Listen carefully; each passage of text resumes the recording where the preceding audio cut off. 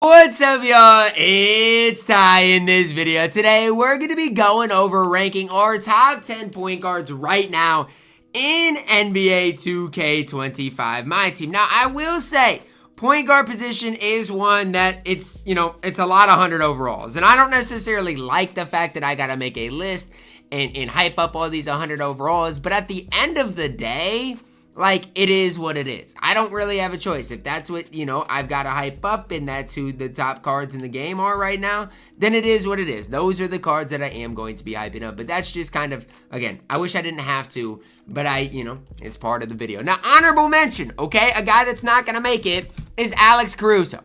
I love Alex Caruso. He would be my number 11 when it comes down to our top 10 point guards. I think Alex Caruso is a stud. I don't think he's overpriced. I don't think he's, incredibly expensive. And I absolutely love the card as far as Galaxy Opals are concerned. Now, we're heading in to what is our top 10 here. At number 10, we're doing Dark Matter Gary Payton. Now, Dark Matter Gary is undersized. That's the one problem that I see with Gary Payton. Like everything else about Gary, I really do like. He's just slightly undersized. The rest of Gary is incredible, guys. He's got an incredibly good release, and honestly, a release that I think is underrated, right? Kyle Lowry on quick, normal leaner, debug dribble style.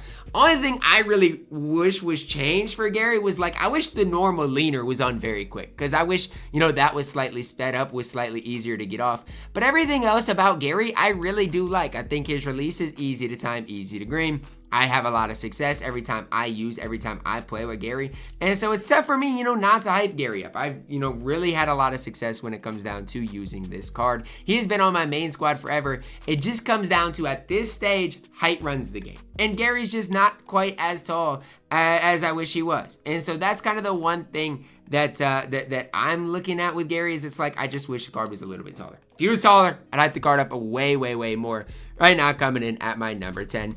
At my number 9, we got Stephon Castle. Way different card here with Stephon Castle. He's not going to be able to create his shot nearly as well as Gary Payton, but defensively at 6'7", he's going to be able to compete about as well as anybody on, as far as anybody in as far as I'm concerned. And so that's the one thing for me with Stephon Castle that I do like, like defensively, he's going to be so good. Yes, offensively, gotta, think about, okay, who is my shooting guard if I'm running Stephon Castle? Because you're going to need somebody else to create your offense. Has his release on very quick, which is nice. Does come with the Pro 2 leaner. And so I do think, like, occasionally he can create his own offense. It's just how often is that going to be? That's really the question that I would have when it comes down to Stephon Castle. I don't know how often you're going to get instant offense from him, but do like what the card does provide as far as an all-around point guard.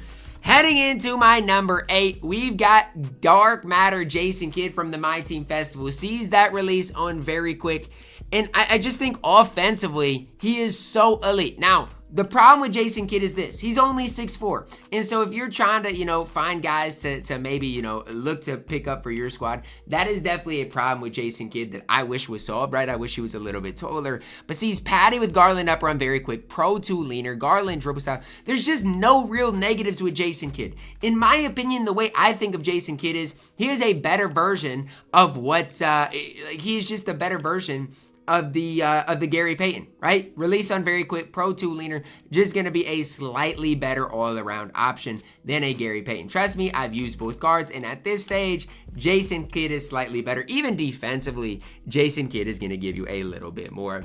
At my number 7, a card I really don't want to hype up this much, but I have to, is the 100 overall Oscar Robertson. Now, I accidentally closed out of my tab, so I got to pull up Oscar here. Here's the deal with Oscar. What do I not like? Well, the release is still Oscar on very quick. That's what I don't like, but does see the Pro 2 leaner, does see the Devin Booker dribble style, and he is 6'5" as 100 overall. That literally is going to have everything the card needs. Like I'm telling you right now, Oscar has everything he needs. Badge-wise is perfect. Stat-wise, everything the card needs. And so that's kind of for me what I'm looking at Oscar. Yes, I wish his release was better, but he does have the Pro 2 leaner, is going to be able to move, and defensively is going to be an absolute stud. Am I really taking him over Stephon Castle if it came down to it? I don't know. But I feel like as 100 overall, you've got to hype up the card. At my number 6, we're plugging in Dark Matter Shai Gilgeous-Alexander. Now, I do know the 100 overall is going to be better than the Dark Matter. But the Shai cross is just too much. I don't know how else to phrase it, guys. This Shai moving crossover is just too much. So if you see anybody with the Shai moving crossover, they instantly gain points. They instantly gain value. That's why a part of the reason, at least, that I like Brandon Roy so much is because he does have that Shai moving crossover, which is just absolutely elite. Shai base on quick is just fine. Defensively is just fine. Wish it was slightly better. Shai absolutely elite here, coming in at my number 6. At my number 5, 100 overall Luka Doncic. Now with Luka, you gotta take the good with the bad. So let's start with it. What do I like about Luka? 6'7", his standing shot is absolutely elite. Defensively, the card is so good. There's a lot to love about Luka. There is. What do I not like about Luka? The Luka fade, man. The Luka fade is just not it. I don't know who needs to hear it. That Luka fade is horrible. The D-Fox dribble style isn't it. Yes, I know the card is 6'7". Yes, I know defensively he's going to be studding. Yes, I know his standing jump shot is incredible as well. I'm not doubting that. I'm not saying any of that is wrong or bad. But what I am saying is when I'm looking at Luka Doncic, I just personally, and this is me, wish the card, you know, just had that drifter, right? Had the Pro 2 leaner, had the normal fade, something that was at least usable. At my number 4, I'm plugging in the 100 overall Devin Booker. Why do I like Book more than Luka? Simply put, his offensive game is more complete. And again, that's just kind of what I'm seeing right now. D-Book has his fade. Garland dribble style. D-Book on very quick is good, and it's tough to contest. I think if it's coming down to it right now, I am taking Devin Booker over Luka Doncic by the slightest of margins. It's not like it's by a lot, but right now I think by the slightest of margins I am taking Devin Booker, and a lot of it does come down to preference. It is something that I do want you guys to know and realize. Like if you like, for example, Luka more than Devin Booker, that's fine. Everybody's gonna have their own opinions on it. I just think for me, Devin Booker is a slightly more complete card, especially when it comes down to that offensive side of the ball. Defensively, both cards are going to be good. Both cards are going to be elite. I don't think anybody's really going to doubt that. It just comes down to offensively, with the leaner that Devin Booker's got, I've got to hype up the card slightly more. At my number 3, I've got the 100 overall Penny Hardaway. Here's the thing that I see with Penny, right? 6'7" frame, leaner is good. I still am unsure about his release, like especially like comparing him to some of the other top 2 point guards. I don't know how good the Spencer Dinwiddie release is. Part of it is just because I haven't used it a ton. Other part is just like, it's a weird. Nobody else has that Spencer Dinwiddie release. So it's kind of an interesting proposition there. Pro 2 leaner on very quick. Garland dribble style, 6'7". Honestly, as I'm looking at this, I like Penny Hardaway more and more. Like I know I'm just looking at it, but from my perspective, 6'7", Pro 2 fade.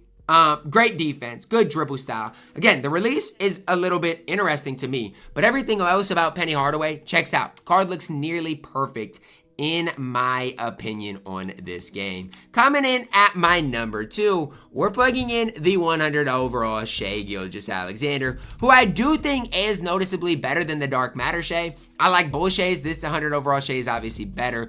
Very quick release, Pro 2 leaner, Garland dribble style, Francis size up. I mean, I don't know what else you want me to say. Like, Shai is the real deal in my team. If I could dribble, I'd hype up Shai even more. Probably up to my number 1. I obviously can't dribble, and so that's kind of part of the reason. But he's got Pro 2 fade. He's got the Shai cross. He's got everything you could ask for.